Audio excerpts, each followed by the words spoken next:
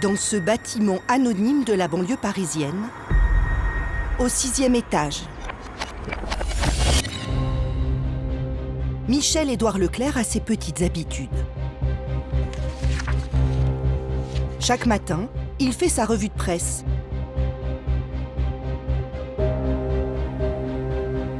À l'ancienne. Il découpe au ciseau les articles qui l'intéressent. Je lis, je stabilo-bosse, je classe. En rouge, tout ce qui concerne chaque secteur économique. En bleu, tout ce qui est géopolitique, institutionnel. En vert, tout ce qui est développement durable, la RSE, etc.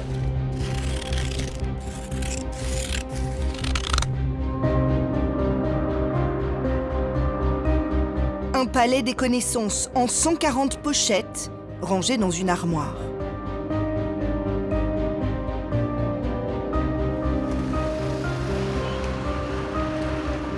Michel-Édouard Leclerc en a besoin pour être incollable en interview. Lui, qui reçoit 4 à 5 sollicitations par jour. Tout le monde me dit que je parle de beaucoup de choses, mais en fait, je suis interrogé sur beaucoup de choses, des OGM au prix plancher agricole, en passant par la mode trop rapide et les problèmes de décarbonation. Ça suppose de lire beaucoup, ça suppose de savoir de quoi on parle. Ça va, c'est tout bon? Ouais. Je vous remercie beaucoup. Le temps du média est un temps qui oblige à parler Twitter, même si moi j'ai été éduqué à la dissertation en 3 parties, quoi.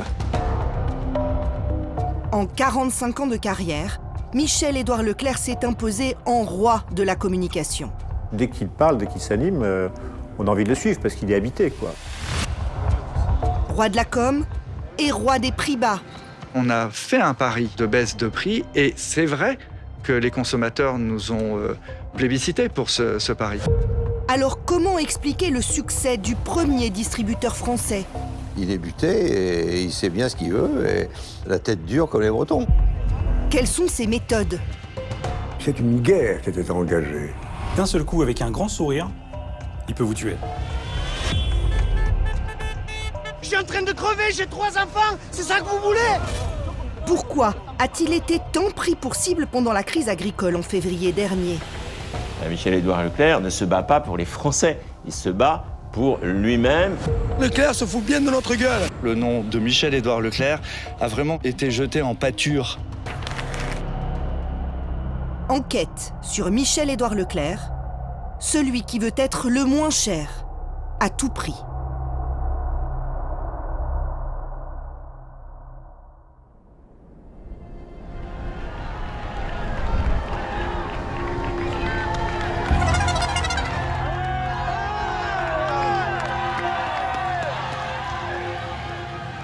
Michel-Édouard Leclerc, il adore raconter une anecdote.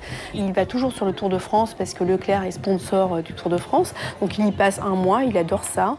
Et il va sur l'étape des Pyrénées où se rend toujours le président de la République puisque sa grand-mère était des Hautes-Pyrénées et qu'il aime bien s'y rendre. Il se retrouve sur cette étape-là pour remettre le maillot. Et là, au mois de juillet, on est le 15 juillet, on est proche des départs en vacances, et Macron se penche à l'oreille de Michel-Édouard Leclerc et lui dit « Dis donc, le prix de l'essence, là, ça flambe, on est proche des 2 €, tu peux pas faire quelque chose, un petit geste, là, pour les Français ?» Michel-Édouard Leclerc sollicité en personne par le chef de l'État pour venir en aide aux Français. C'est le genre de mission qui ne se refuse pas. 15 jours après, les centres Leclerc baissent le prix de l'essence et la vendent quasiment à prix coûtant. Ils font ce qu'on appelle des opérations à prix coûtant. Cette posture de Robin des Bois des consommateurs, Michel-Édouard Leclerc la cultive depuis ses débuts dans le groupe familial. Il y a 40 ans, dans ses premières interviews, il s'élevait déjà contre l'inflation, comme il le fait encore aujourd'hui. C'est une question de volonté politique, c'est pour nous un combat politique. La lutte contre l'inflation, ça ne se partage pas. Et puis les corporations n'ont pas à faire la loi. Est-ce qu'il vous reste une petite marge quand même, bénéficiaire? Oui, ça va. Ça va, on se porte pas trop mal. C'est vrai, bénéficiaire. Oui. Sa première victoire, il l'obtient alors âgé d'une vingtaine d'années, sur un produit que des millions de Français sont alors contraints d'acheter de plus en plus cher, l'essence. On était dans les années 70, après le premier choc pétrolier, envolée du prix des carburants. Et donc, il a pris ce dossier en main. Il importe du pétrole massivement de l'étranger, mais il veut pouvoir le vendre moins cher, ce qu'il n'a pas le droit de faire à l'époque. Le prix de l'essence est réglementé par l'État, c'est-à-dire qu'il est fixé par l'État. Et donc c'est pour libéraliser le secteur des carburants qu'il va se battre. Pendant près de 6 ans, en toute illégalité, il va multiplier les opérations à prix cassés, se mettant à dos l'État et les grands pétroliers. C'est la guerre des rabais. Ici, à 4 francs 84. Et ici, à 4 francs 57. Presque 30 centimes de différence à 200 mètres de distance. Quand je suis devenu président de l'Aquitaine, la bataille battait son plein. Là, on en prend plein la tête. 467 procès sont intentés à l'encontre du distributeur, qui va finalement obtenir les faveurs du gouvernement. C'est la guerre des prix. Et c'est Bérégovoy qui est ministre des Finances et qui arbitre.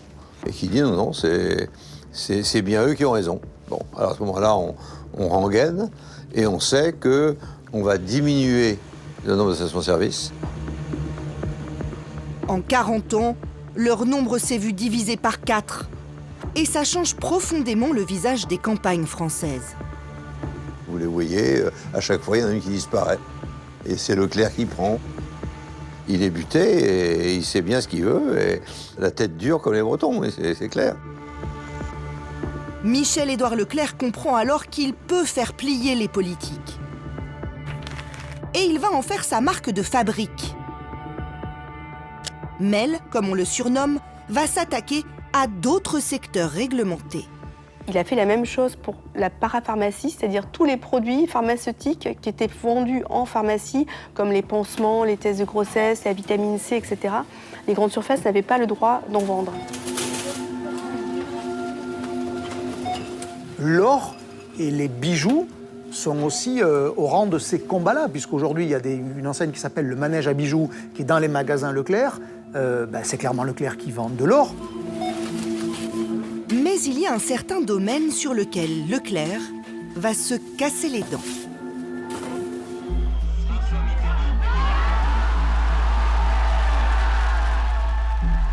En 1981, Jack Lang, tout jeune ministre de la Culture, s'inquiète du fait que Leclerc et d'autres cassent les prix du livre dans leurs rayons. Il veut protéger les petits libraires, dont l'équilibre financier est mis en péril.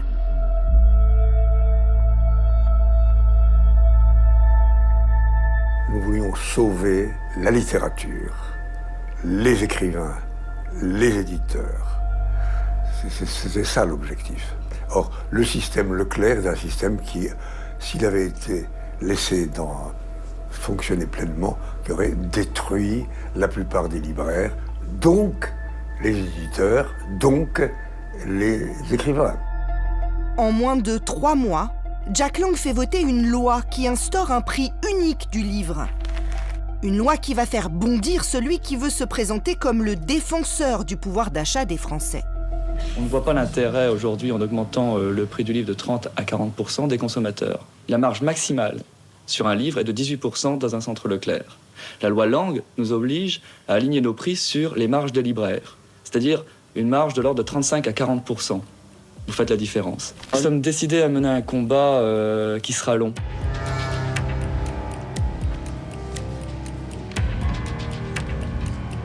C'est une guerre qui était engagée. J'étais un tout jeune ministre, j'étais un bleu. J'avais cru naïvement que l'adoption de la loi par le Parlement, c'était fini, c'était réglé. Mais pas du tout. Parce que Leclerc et la FNAC et d'autres ont de front décidé de violer la loi. Les centres Leclerc ne respectent pas ce prix minima. Alors, sur un livre, vous trouvez dans certains centres Leclerc le prix Leclerc et le prix Lang, mais à la caisse, on vous fait une réduction de 20%. J'ai dû faire adopter un texte nouveau, un texte de contravention, pour pénaliser les gens qui, comme eux, violaient la loi. Après des années de procédures, les centres Leclerc acceptent le prix unique du livre. Mais ils vont retourner la situation à leur avantage. Partout en province, la même formule. Une devanture de supermarché, à l'intérieur, une librairie. Des livres, mais aussi des disques, des vidéos, un modèle qui séduit. Ils ont développé une enseigne spécialisée qui est devenue aujourd'hui l'un des principaux acteurs de la distribution de livres et de musique avec Espace Culturel. Donc finalement, aujourd'hui, ne pas pouvoir brader le livre, ça les arrange en termes de marge. Et ironie de l'histoire, sans même casser les prix, l'épicier devient l'un des plus grands vendeurs de livres. C'est le 3e libraire de France, après Amazon et la Fnac. Et les espaces culturels ont ouvert dans des zones blanches, des petites villes de province ou des villes moyennes, où on peut dire que là, Leclerc a contribué à la démocratisation de la culture. Aujourd'hui, Michel-Édouard Leclerc est à la tête d'un mastodonte. Autour du traditionnel hypermarché, comme une ville hors de la ville, toute une série d'enseignes spécialisées.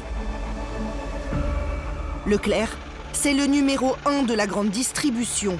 43,9 milliards d'euros de chiffre d'affaires en 2022, c'est plus que Coca-Cola dans le monde entier. Et ce, sans même compter les carburants.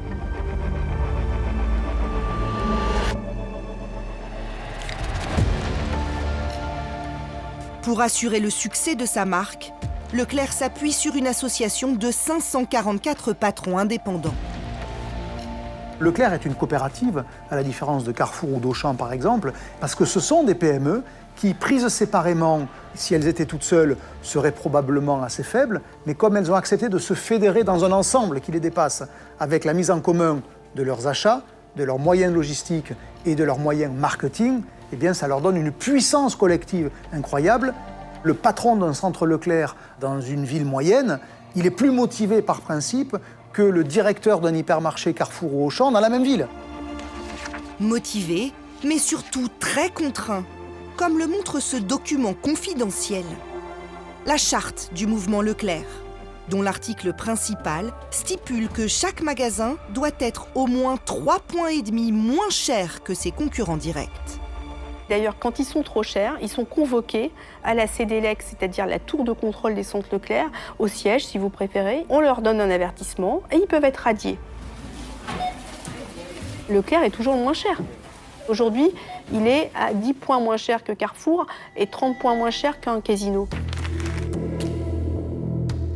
Un modèle qui repose aussi beaucoup sur le rôle joué par sa tête de gondole, Michel-Édouard Leclerc, le président du comité stratégique, une sorte de super influenceur. Michel-Édouard Leclerc, bonjour, vous êtes l'invité de ce journal. Michel-Édouard Leclerc, bonjour. Bonjour. Un rôle qu'il incarne depuis les années 80 et qui lui vaut le titre de patron préféré des Français. L'une des raisons de sa popularité, c'est sa manière de parler qui est toujours très simple.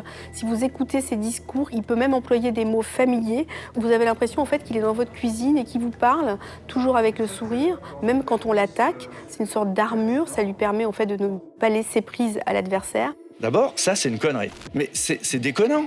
Nous, on a vachement bien marché. Donc je vais pas m'auto-flageller. Et s'ils sont venus, c'est pas pour les beaux yeux de Michel-Édouard.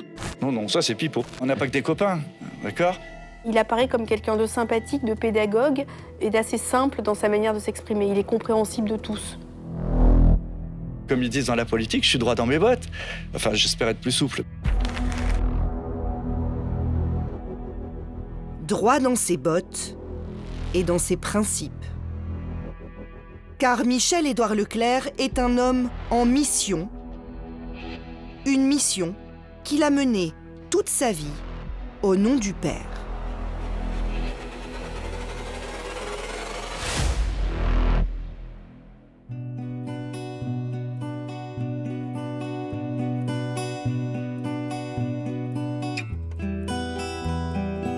Grand branle-bas dans Landerneau, grand branle-bas dans Landerneau.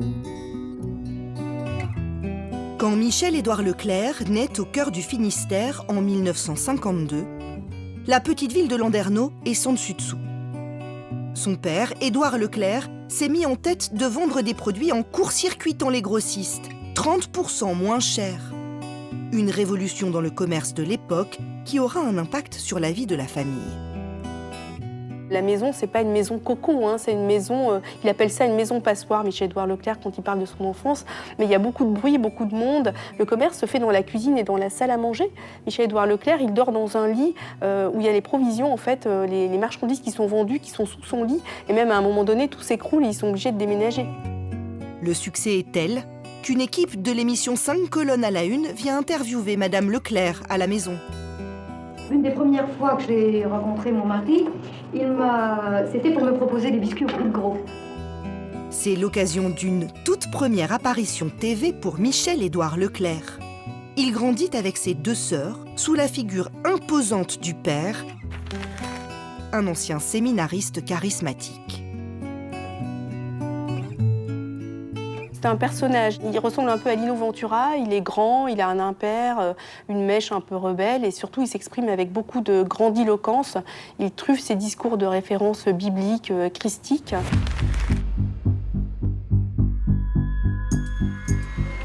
L'origine des centres Leclerc n'est pas sortie de bouquins économiques, puisque je suis sorti du grand séminaire et j'ai été imprégné du plus grand humanisme que la Terre ait porté, le Christ. Et j'ai appris par lui des choses très simples, qu'il fallait distribuer les petits poissons, les petits pains et chasser les marchands du temps. Le discount est le moteur de Leclerc depuis toujours, par dimension quasi religieuse d'Édouard Leclerc. Et le discount est une façon pour lui de rendre la consommation la plus accessible possible à la majorité d'entre nous. Son expérience fait des émules. De plus en plus d'indépendants ouvrent à leur tour leur magasin Leclerc. Un succès qui suscite la colère des petits commerçants traditionnels. Mes parents bousculaient énormément les corporations, les rentiers, les monopoles. Et donc, évidemment, il y avait des tensions très très fortes. Pour défendre son modèle, Édouard Leclerc va aller jusqu'à la confrontation avec les petits commerçants qui veulent l'empêcher de développer son réseau. Puisque nous constatons que c'est la violence qui règne et qui a le droit en France, eh bien, nous passerons à l'action dès la nuit prochaine. À 18h tout d'abord, Édouard Leclerc, à la tête des manifestants, lançait contre le palais de justice des pierres et des tomates, tandis que des pétards éclataient ça et là. Puis, vers minuit, les 2 groupes sympathisants de Nicou et de Leclerc s'affrontaient sur le parking de la grande surface. 15 minutes de bagarre qui se terminèrent par plusieurs blessés, dont 2 sérieusement se trouvent encore à l'hôpital de Rochefort. 9 ans plus tard, lorsqu'Édouard Leclerc retrouve son adversaire de l'époque, il prend un malin plaisir à le provoquer encore. Vous veniez pas casser les magasins Leclerc? Rappelez-vous à Rochefort ce que vous êtes venu faire. Et puis, mais vous avez une habitude, monsieur tenez, Leclerc, je vous rends les 2 dents que vous avez laissées. Les 2 dents que vous avez laissées là-bas. Les voilà. Et je les ai ramassées.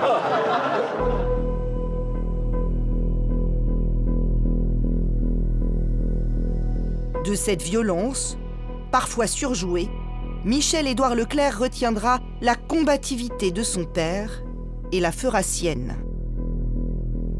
Vous avez pris quoi? Le contre-pied de ça? Il fallait faire quoi? Tendre la joue gauche? C'était dans le message de la Bible. Oui, c'était dans le message de la Bible, j'allais vous le dire. Mais voilà, bon, c'est la limite, quoi. Il y a des moments, quand on vous marche sur le pied, faut en mettre une aussi. Je suis un gentil, je suis un bienveillant, mais si on me cherche au combat, ouais, je suis un bon guerrier, je gagne. Un bon guerrier et surtout une tête bien faite. Le résultat d'une éducation stricte dans une école privée catholique. Car pour le protéger de toutes ces violences, ses parents l'envoient en pension à 500 km de Landerneau. Il a 11 ans et ils prennent la décision de l'envoyer au petit séminaire au sud de Paris, à Viry-Châtillon, dans l'Essonne, là même où son père, Édouard, a fait ses études 20 ans auparavant.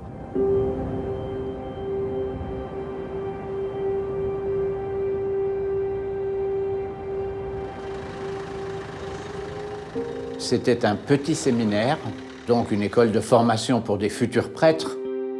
Pierre Villain est dans la même classe que Michel-Édouard Leclerc de leurs 11 à leurs 17 ans.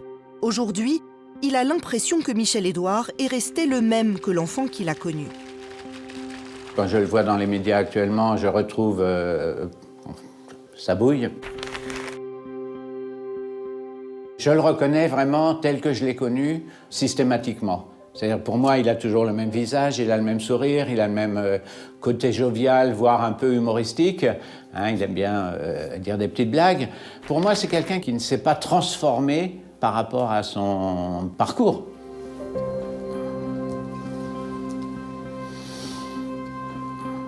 Sur cette photo, moi, je suis en 3e, le petit gars sans chapeau qui est au garde à vous. Michel, c'est l'avant-dernier sur la droite, avec un haut de forme. Je dirais que c'est peut-être un mardi gras. Ils n'étaient encore que des enfants. Mais à l'époque, l'éducation se fait à la dure. Il y avait un préfet de discipline, avec des punitions un petit peu raides, du genre, si on faisait une bêtise, ça c'est une anecdote, on disait « viens chercher une baffe ». Bon, ça c'était un peu féroce. Mais les pères offrent aux élèves une ouverture sur le monde. On avait obligation de lire 2 heures au moins par jour. On avait l'obligation, qui n'était pas vécue comme une contrainte, d'écouter le journal télévisé et de le commenter. C'était quand même extraordinaire. Moi, je ne suis pas rentré pour être prêtre, mais une fois dedans, j'ai eu envie de devenir missionnaire.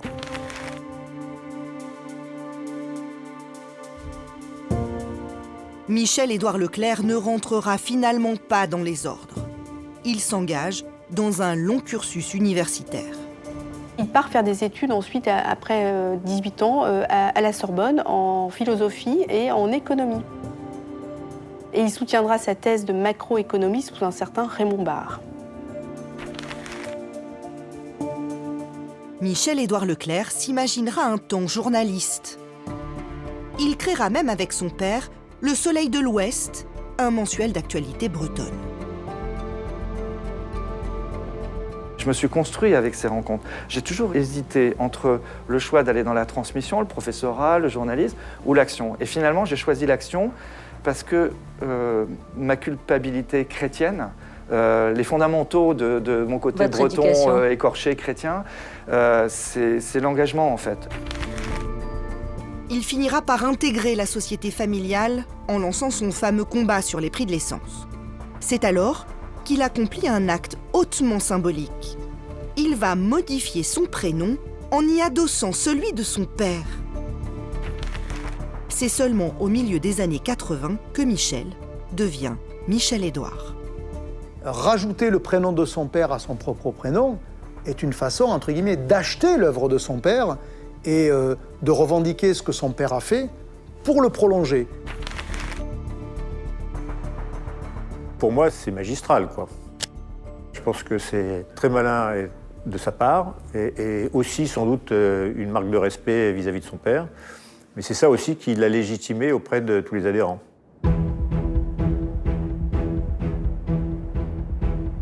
Il a adopté le prénom du père et surtout, il a hérité de son nom de famille.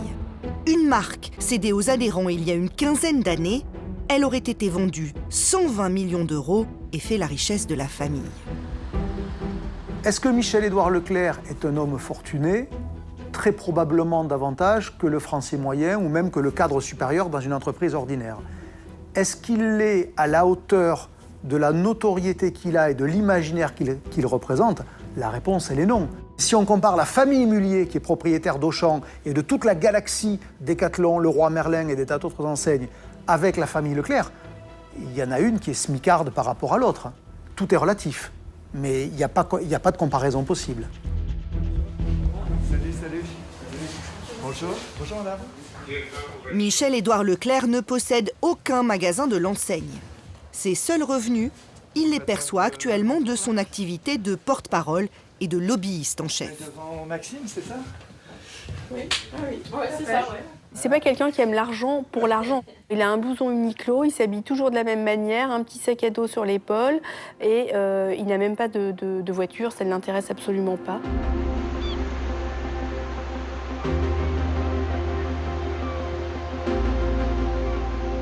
Omniprésent dans les médias, très connu du grand public, Michel-Édouard Leclerc reste paradoxalement une énigme pour ceux qui l'ont côtoyé. Car sur sa vie privée, il ne livre que de rares confidences. On sait qu'il habite en Bretagne, dans un petit village du Finistère. Un manoir cossu, mais discret. Dans des terres qu'il adore et qu'il met en avant sur les réseaux sociaux en y publiant ses clichés et ses textes. Ici, une ode aux grands éléments. Neptune habite peut-être chez les Grecs, mais c'est jusqu'ici, en Finistère, qu'il vient rouler sa bosse et faire gerber les vagues sur notre plateau continental. J'adore cette lutte incessante qui oppose les dieux de la terre et le dieu de la mer.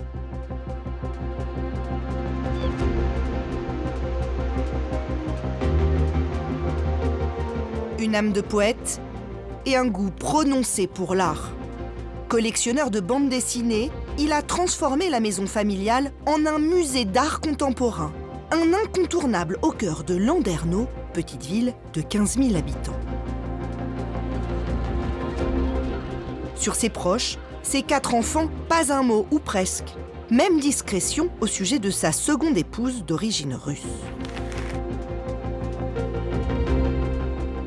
Je suis très pour la privatisation de la vie privée. Et donc, quand on a des enfants, quand on a une femme, quand on a des amis, on ne commence pas par les donner en pâture au public, y compris pour sa propre gloire, son édification ou sa communication. Donc, moi, je suis moi, je communique beaucoup. Ma vie privée passe à la télévision pour ce qui sert les idées ou en tout cas l'environnement qui permet d'étayer ces idées, notamment le tandem père-fils. Et vous protégez les autres. Mais par contre, je protège les autres.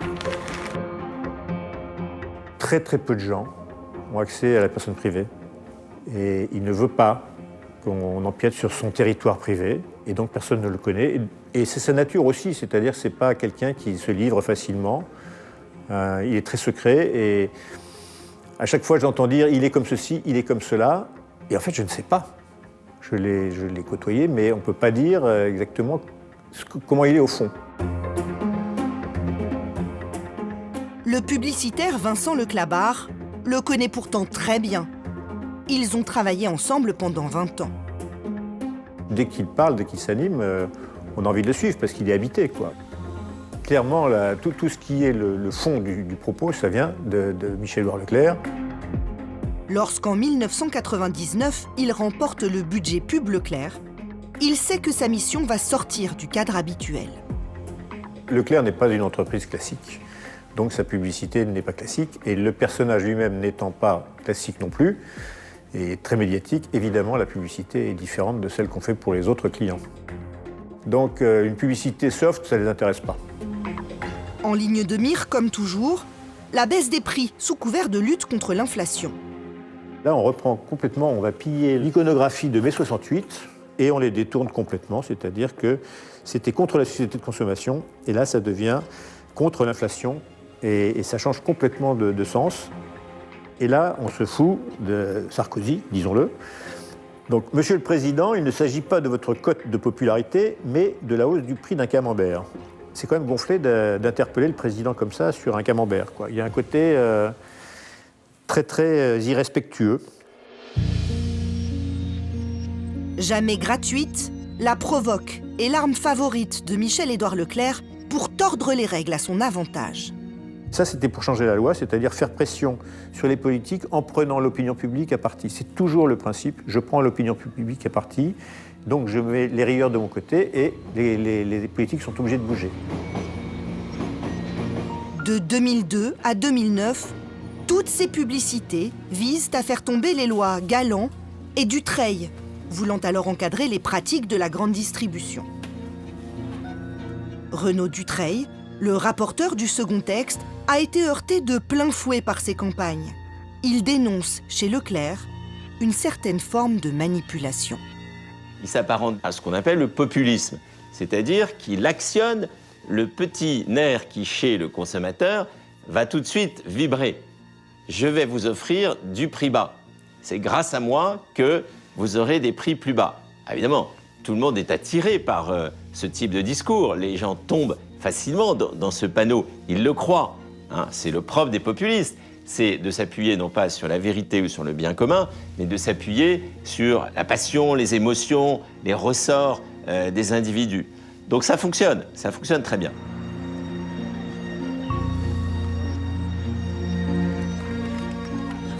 Est-ce grâce à sa campagne publicitaire? En tout cas, en 2008, Leclerc est invité à l'Élysée par le président de la République. Nicolas Sarkozy a pris contact. Et donc, quand j'y suis allé, on était pour un déjeuner. Il m'a dit « je veux tout comprendre ». Et 1 heure après, j'étais lessivé. Il me rectifiait sur tout. Et donc, il m'a dit « ok, j'ai compris. Maintenant, on se revoit une 2e fois pour étudier le dispositif qu'on pourrait mettre en place ». Et à la fin de la 2e fois, où il avait travaillé avec ses collaborateurs, il m'a dit bon, « maintenant, Leclerc se met de côté. C'est l'État qui va proposer un projet de loi. Ça va aller dans le sens de ce que Leclerc dit, mais bon, sous-entendu, c'est Sarkozy qui va le proposer. » Quelques mois plus tard, une nouvelle loi de modernisation de l'économie est votée, la loi LME, tellement avantageuse pour la grande distribution et le groupe Leclerc qu'elle est surnommée la loi Michel-Édouard.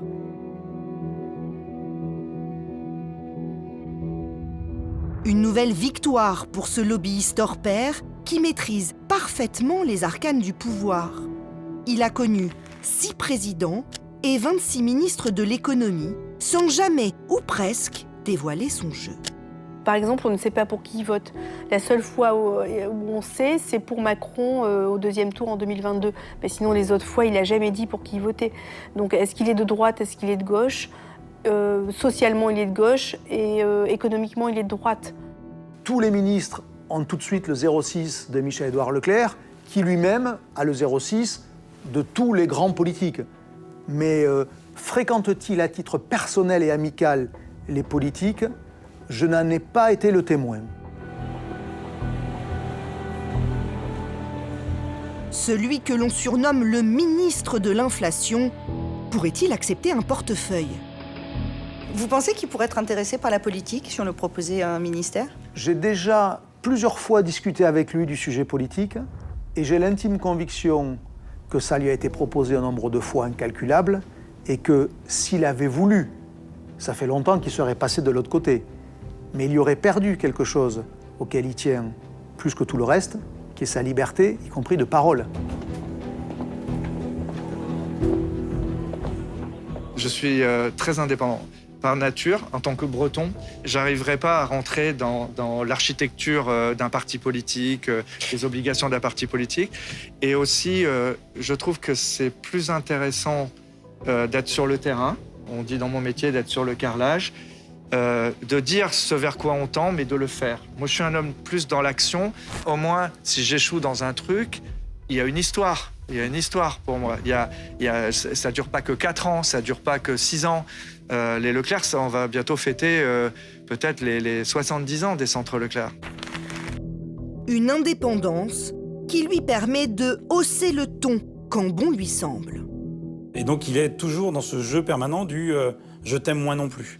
Il est capable d'aller à Bercy, de faire un rendez-vous, de faire un grand sourire. Et puis quand il descend, première interview, il va casser du sucre sur le dos du ministre de l'économie. Il est capable de vous dire un grand bien du président de la République. Et puis en réunion, vous dire que votre politique, c'est n'importe quoi, on gouverne mal, et il faut que ça se sache. Grégory Besson-Moreau garde un souvenir amer des menaces dont il raconte avoir fait l'objet. Il s'apprête alors à rédiger la loi Egalim 2, un texte qui vise à mieux réguler le marché de l'alimentation. Le député reçoit la visite du premier épicier de France, qui le met en garde contre une hausse des prix. Toujours avec un grand sourire, Michel-Édouard me dit écoute, c'est très simple, ce que je vais faire, c'est qu'il faut, pour une question de transparence, je protège mes consommateurs. Je vais devoir leur expliquer pourquoi le prix du pack de Coca-Cola a augmenté de 10%. Donc on va mettre ta photo et puis leur expliquer. C'est normal, c'est une question de transparence. C'est extrêmement violent quand vous faites de la politique, quand vous êtes un jeune politique comme moi, de vous dire que tout se passait bien et d'un seul coup, avec un grand sourire, il peut vous tuer. C'est très violent. Comme du ton de son père, Michel-Édouard Leclerc met le rapport de force au cœur de son système pour être le meilleur à tout prix. Chaque année, c'est le cas lors des négociations commerciales qui opposent les industriels aux acheteurs du groupe, les bleus comme on les appelle. La relation commerciale humaine avec les acheteurs Leclerc, elle est très dure. Il suffit de parler avec des gens qui sont de ce côté-là, c'est-à-dire ceux qui vendent à Leclerc. Ils vous racontent tous qu'ils se font secouer, mais force 10. Renaud Dutreil, l'ancien ministre, a aussi expérimenté cette face plus sombre du groupe de Michel-Édouard Leclerc. De 2014 à 2022, il était le patron de Jolival, une PME d'eau de source en bouteille. Lors des négociations annuelles, il s'est ainsi trouvé confronté aux acheteurs de Leclerc, sans leur préciser son passé de ministre. J'ai été considéré comme le dernier des derniers. Par exemple, m'est arrivé de rentrer dans le bureau du négociateur et son téléphone a sonné, il a décroché et il s'est engagé dans une conversation avec son jardinier qui a duré 40 minutes. Et j'étais là à l'écouter parler de ses tulipes et de ses rosiers. Et donc cette absence de respect du producteur, elle est à mon avis caractéristique d'une méthode de négociation qui se traduit aussi par des conditions de prix très désavantageuses pour les producteurs. J'ai trouvé ça extrêmement violent et humiliant.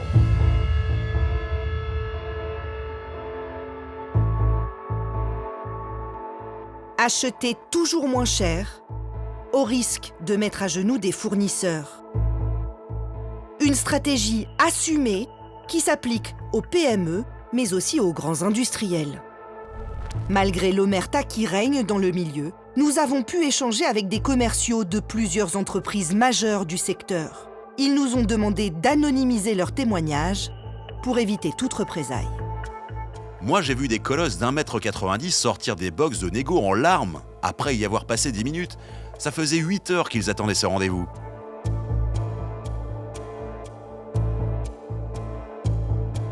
Pour nous, Leclerc, c'est 25% de nos ventes. Donc on n'a pas le choix. Soit on se couche, soit on est déréférencé. Évidemment, quand vous êtes le premier acheteur français, vous avez de fait une forme de droit ou de vie ou de mort sur des entreprises. Parce que le jour où on vous déréférence, vous perdez 25% du débouché, puisque Leclerc a à peu près, autour de 25% de part de marché. Ces grands industriels dénoncent également une autre pratique en marge des négociations. En échange de la signature du contrat avec ses centrales d'achat, le groupe Leclerc leur demanderait d'acheter des services jugés inutiles. Ils nous vendent des données concernant nos ventes, des datas sous forme de tableaux Excel qui sont totalement inexploitables. Et ça nous coûte la modique somme de 1 à 1,5% de notre chiffre d'affaires. C'est 5, 10 ou 15 millions d'euros. Grâce à cette contrepartie sonnante et trébuchante, Leclerc va artificiellement réduire ses prix d'achat. Les services payants, c'est ce qui permet à Leclerc de faire baisser les tarifs. Si vous refusez un service, cela ne se passe généralement pas bien. La plupart du temps, d'ailleurs, vous ne refusez pas. Si tu ne les achètes pas, ça te bloque au niveau des négos. C'est un péage obligatoire. Ces services sont facturés depuis l'étranger, en Belgique, à Bruxelles, via une centrale filiale de Leclerc.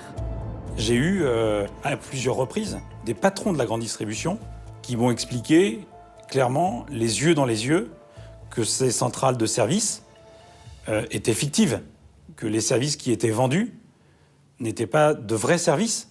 S'il y a certains pays qui estiment que parce qu'un industriel paye, c'est donc qu'il est volontaire, nous, en France, on estime que si on paye des réunions à 2, 3, 400 000 euros de l'heure, alors que ça en coûte quelques milliers, eh bien, en fait, ce sont des services qui ne sont pas, en France en tout cas, juridiquement viables.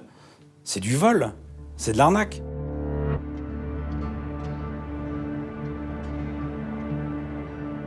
Des accusations que le groupe dément formellement. Mais le ministère de l'Économie garde un œil sur les pratiques de la grande distribution. En 20 ans, Bercy a assigné 7 fois le groupe Leclerc. En 2019, il a même infligé une amende record de 117 millions d'euros pour pratiques abusives via sa centrale en Belgique.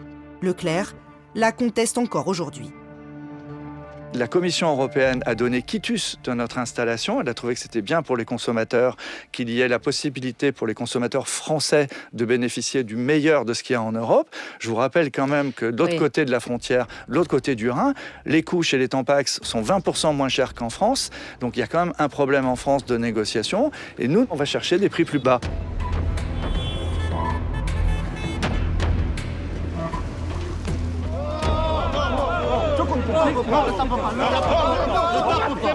Je suis en train de crever, j'ai 3 enfants, c'est ça que vous voulez? On va pas se leurrer, c'est quand même pour faire d'abord du bénéfice.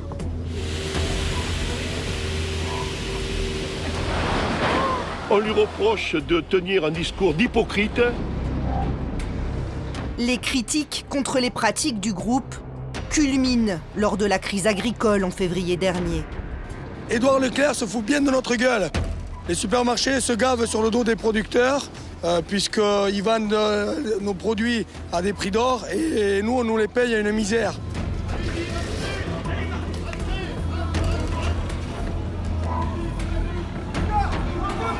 Je crois qu'on a dû voir Michel-Édouard Leclerc au moins 25 fois sur des passages télé ou radio au mois de novembre-décembre, en ayant un argument qu'il allait à la fois casser la gueule à l'inflation alimentaire, donc renvoyer aux producteurs qu'il allait baisser les prix d'achat des produits alimentaires auprès des industriels, mais aussi que si la France n'était pas capable de fournir des produits alimentaires, il irait se fournir à l'extérieur de la France, en Pologne ou dans d'autres pays. On va casser l'inflation. Leclerc va faire le tour de l'Europe pour aller chercher ce qui est de moins cher partout en Europe. C'est vécu comme une insulte auprès des agriculteurs français. Laissez-les rentrer chez les brasseurs. Même le président de la République s'y met et prend pour cible les géants de la grande distribution. Certains de nos distributeurs ont organisé par des grandes centrales européennes le contournement de la loi française. Bonjour. Alors quand Emmanuel Macron tente de reprendre la main dans le conflit en organisant un débat au Salon de l'Agriculture, Michel-Édouard Leclerc riposte.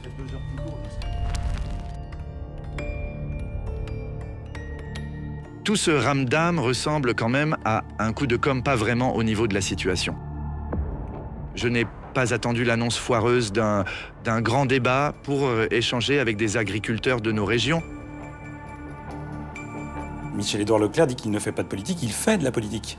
Tous les jours, il fait de la politique.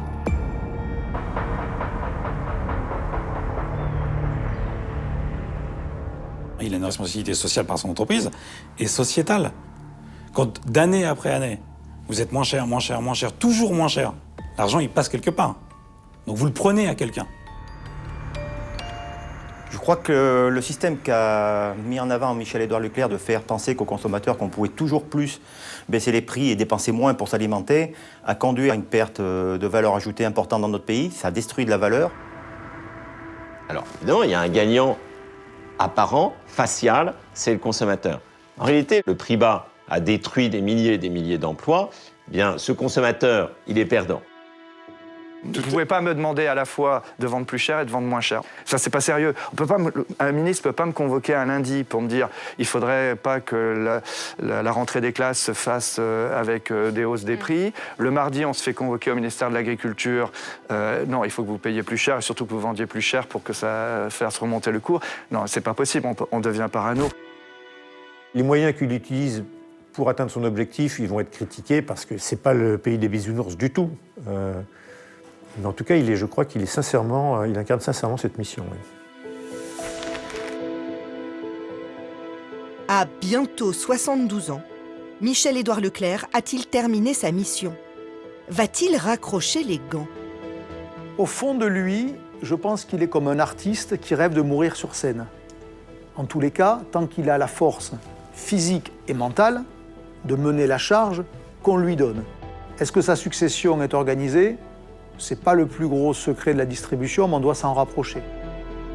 Michel-Édouard Leclerc a-t-il une vocation dynastique? Michel-Édouard Leclerc a 4 enfants. Sur ces 4 enfants, 2 travaillent au sein de Leclerc. Et lui, je le soupçonne de rêver en secret que sa fille lui succède. Et si ce rêve un jour se réalisait, l'histoire familiale se répéterait. un destin dans l'ombre du père.